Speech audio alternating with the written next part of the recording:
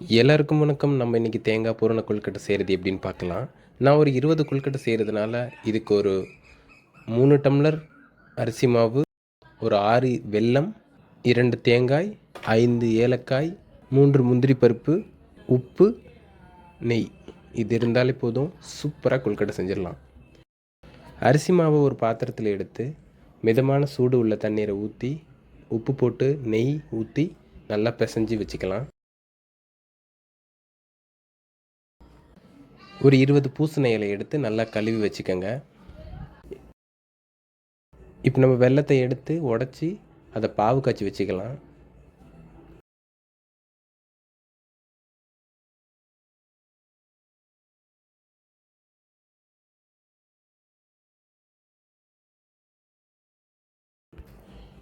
நமக்கு தேவையான 2 தேங்காயும் எடுத்து துருவி வச்சுக்கலாம்.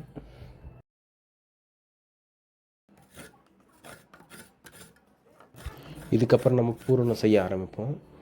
ஒரு வாணலில் கொஞ்சமாக நெய் விட்டு துருகி வச்சுருக்கிற தேங்காவை போட்டு நல்லா வதக்கிக்கலாம். ஒரு ப்ரௌனிஷ் கலர் வந்ததுக்கப்புறம் நம்மக்கிட்ட உள்ள சர்க்கரை பாவை சேர்த்துக்கலாம். நல்லா கொதிக்க விட்டுக்கலாம். இப்போ ஏலக்காவும் முந்திரி பருப்பும் சேர்த்துக்கலாம். நல்லா கொதிக்க வச்சுட்டு இறக்கி வச்சிடலாம். அவ்வளோதான், பூரணம் சூப்பராக ரெடி ஆகிடுச்சு. இதுக்கப்புறம் நம்ம பூசணி இலையை வச்சு கொழுக்கட்டை தட்ட ஆரம்பிச்சிடலாம்.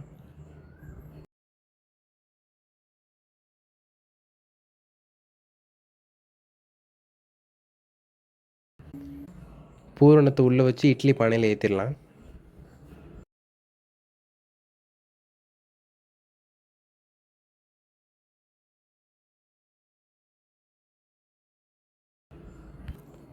சரியாக 30 நிமிஷத்தில் வெந்துடும்.